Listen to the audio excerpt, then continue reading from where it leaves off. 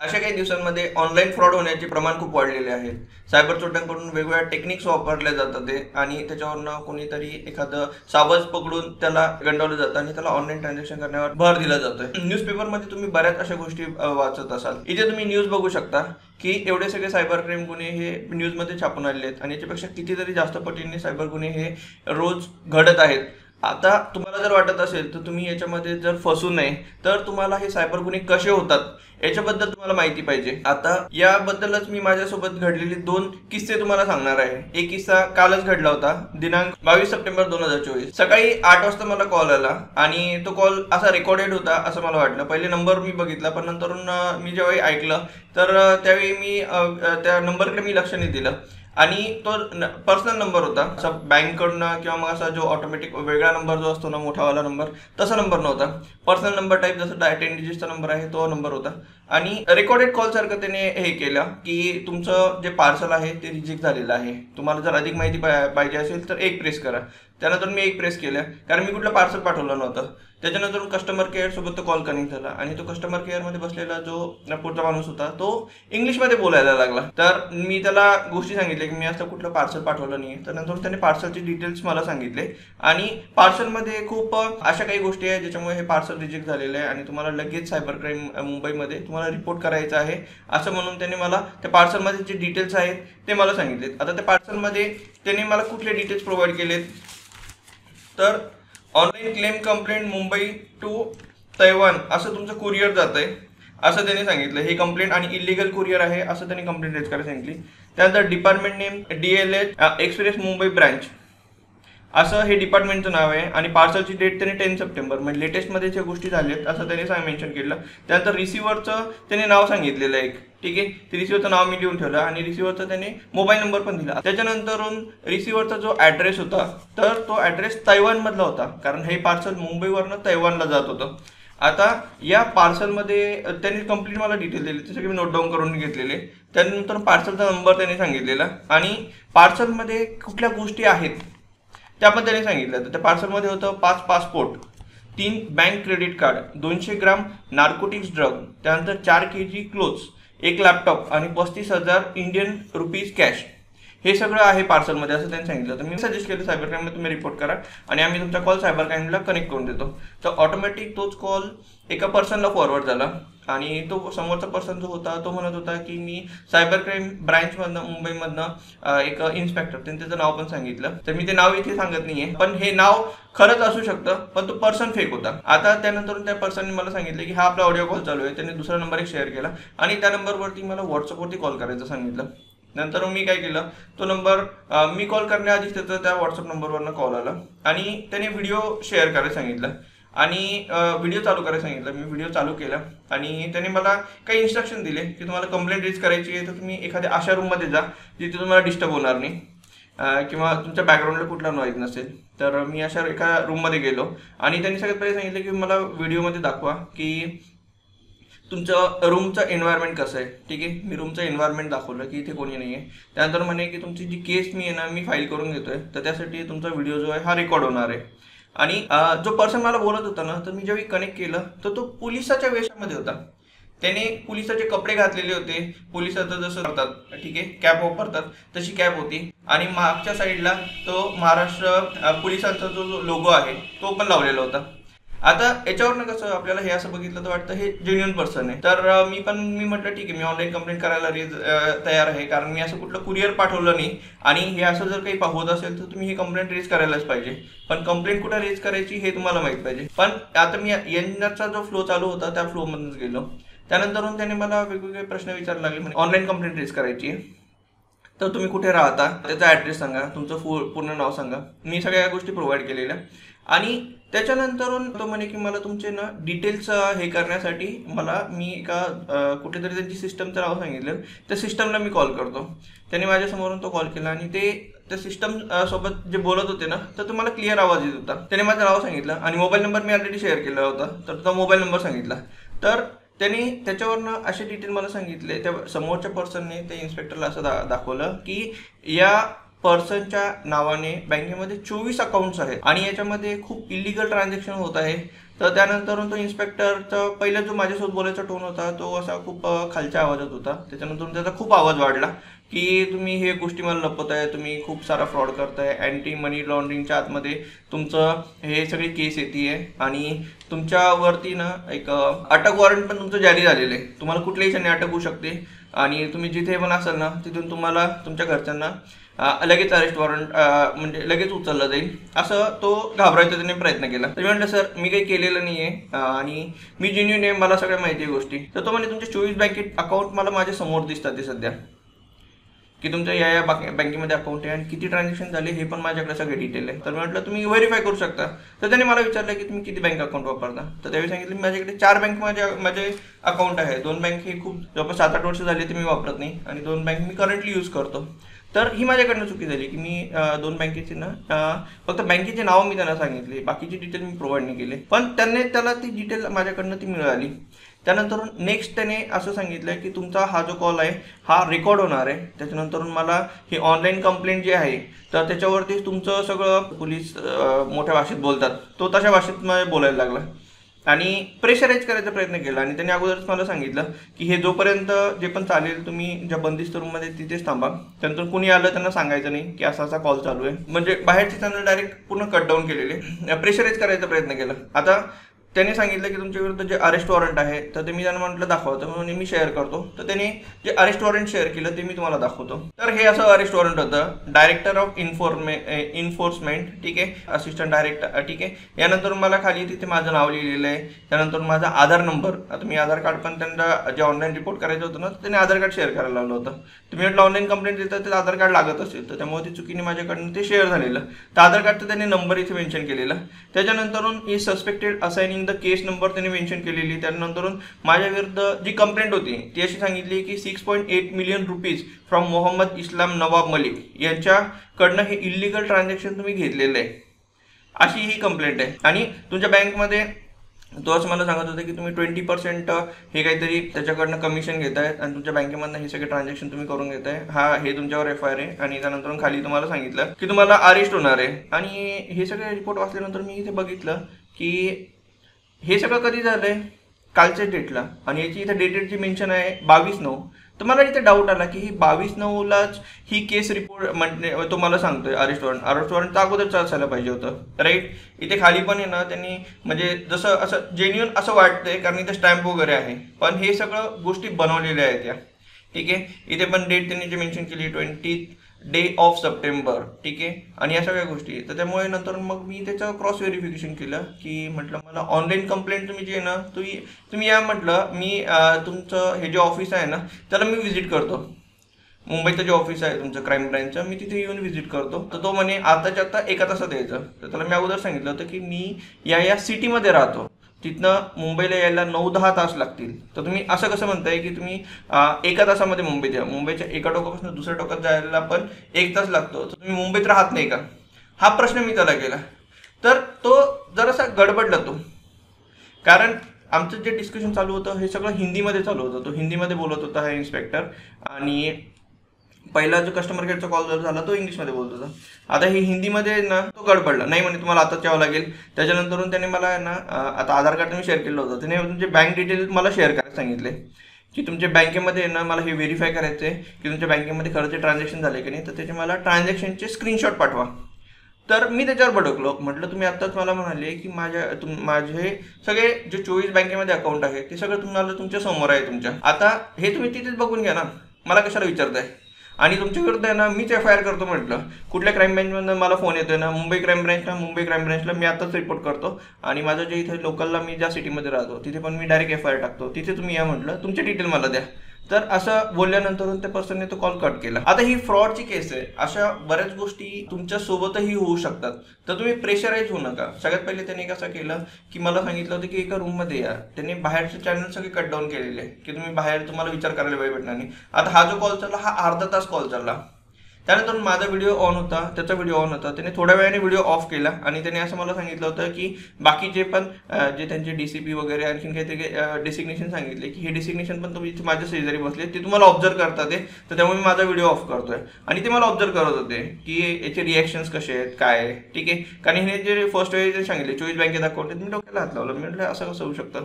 तर हे सगळे ते ऑब्झर्व करत होते आणि पुढच्या स्ट्रॅटेजीज त्यांनी डिसाईड केले, म्हणजे फिक्स केले की याला काय काय बोलायचं, याला कसं कंडवायचं. आता मी यामध्ये कंट्रोल नाही, पण बरेच जण असे असू शकतात की जे याच्या पुढे पण त्यांच्यासोबत ते डिस्कस करतात आणि हे सगळं यातून बाहेर पडण्यासाठी त्यांना ऑनलाईन पेमेंट करू शकतात. तर सगळ्यात पहिले तुम्ही तुमचे कुठलेही ऑनलाईन डिटेल जे आहेत, बँकेचे जे डिटेल्स आहेत, ते यांच्यासोबत शेअर करून. माझ्याकडनं ही चुकी झाली होती की मी आधार कार्ड त्यांच्यासोबत शेअर केलं होतं. आणि आधार कार्ड मी कशासाठी शेअर केलं, तर ते म्हणजे ऑनलाईन मला कंप्लेंट रेज करायची आहे. आणि तो जो पर्सन होता, मला जेव्हा मी व्हॉट्सअप कॉल घेतला तर त्यावेळी तो पोलिसाच्या गणवेशात बसलेला होता.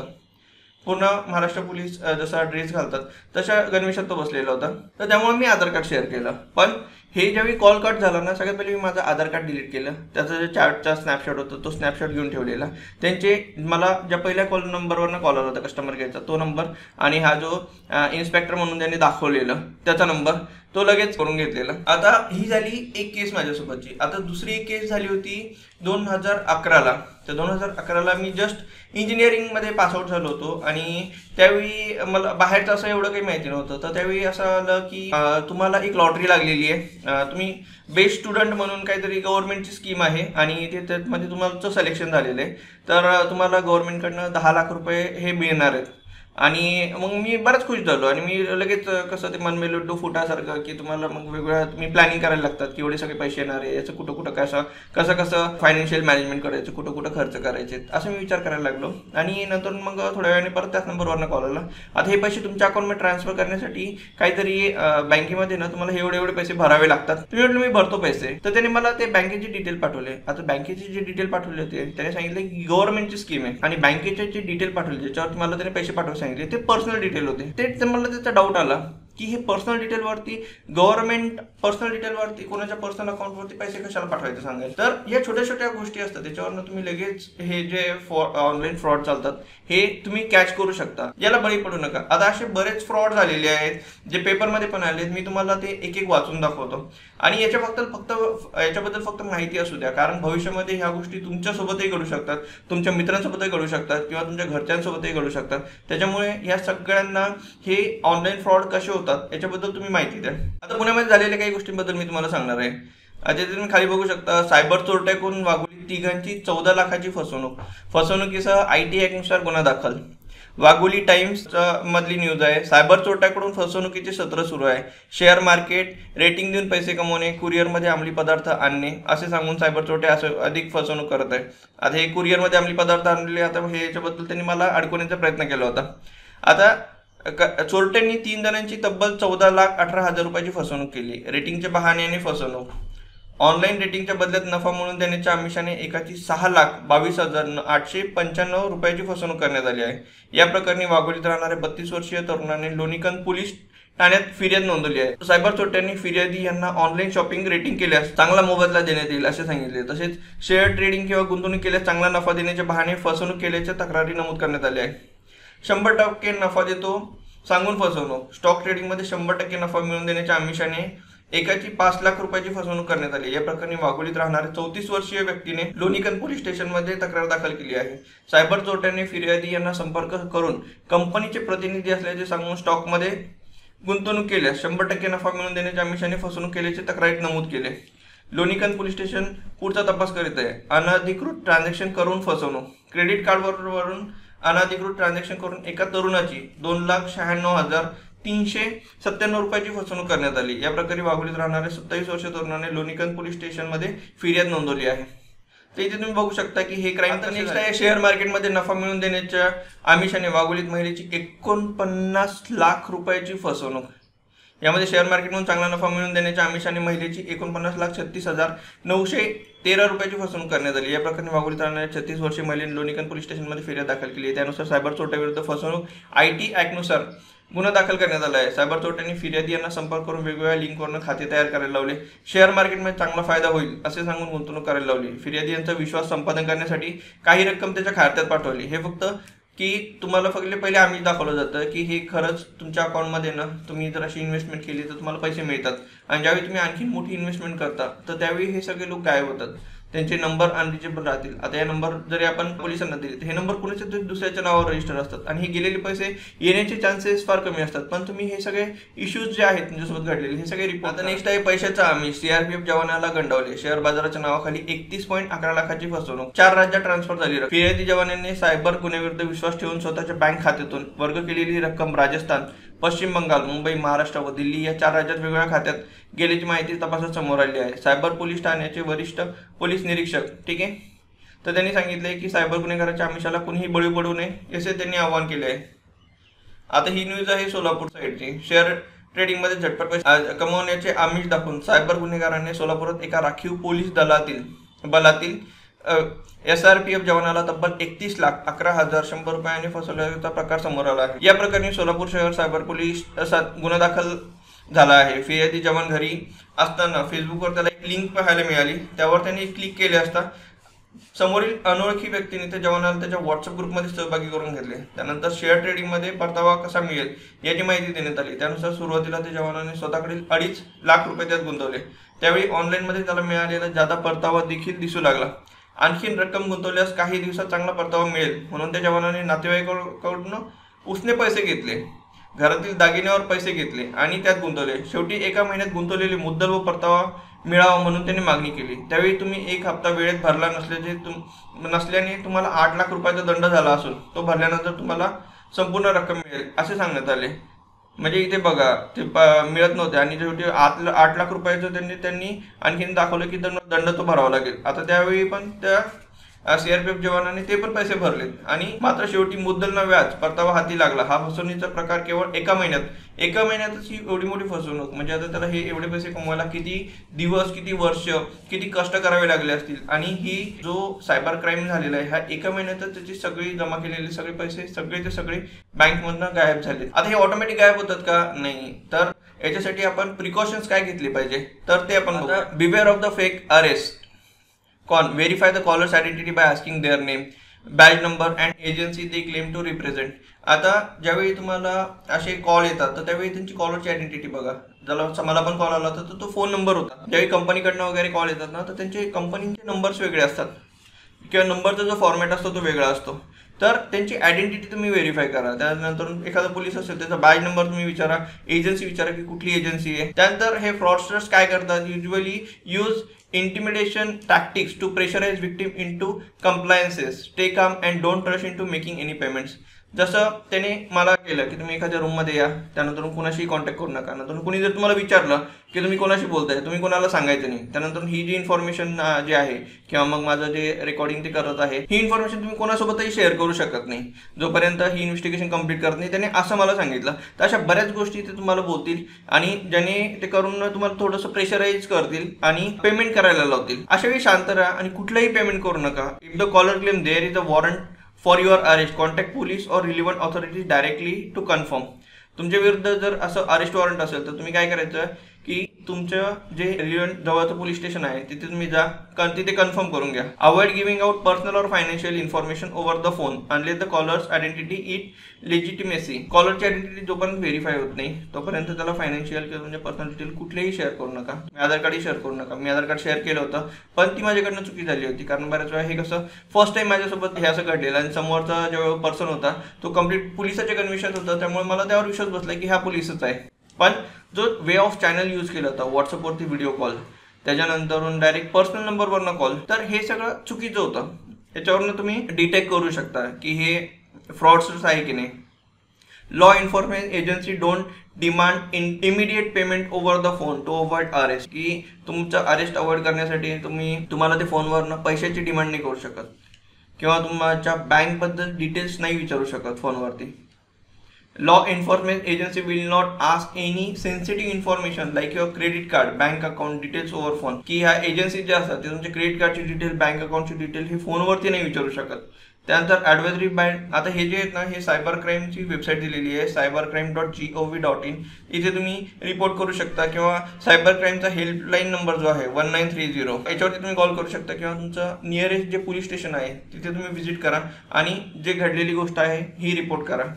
आता ह्या सगळ्या गोष्टी तुमच्या सोबत घडू नये त्याच्यासाठी ह्या फक्त तुम्हाला अवेअरनेस तुमचा पाहिजे की ह्या गोष्टी कशा घडत आहेत, त्यानंतर कशी तुम्ही इन्फॉर्मेशन तुमच्याबद्दलची कलेक्ट केली जाते, तुम्हाला कसं टार्गेट केलं जात आहे याच्याबद्दल तुम्ही जेवढे अवेअर असाल आणि तुम्ही तुमच्या शेजारच्यांना, तुमच्या मित्रांना, तुमच्या फॅमिलीला जास्तीत जास्त अवेअर करा की अशा गोष्टींना ते बळी पडू नये. त्याच्यामुळे हा जो व्हिडिओ आहे या व्हिडिओ तुम्ही तुमच्या मित्रांना, तुमच्या फॅमिलीला दाखवा, त्यांना यातल्या सगळ्या गोष्टी काय आहेत ते समजून घ्यायचं सांगा, जेणेकरून तुम्हाला होणारा जो फायनान्शियल लॉस आहे किंवा अशा ट्रॅपमध्ये तुम्ही अडकणार नाही. हा व्हिडिओ जास्तीत जास्त शेअर करा आणि अशा फ्रॉडस्टर्स पासून स्वतःला आणि बाकीच्यांना वाचवा.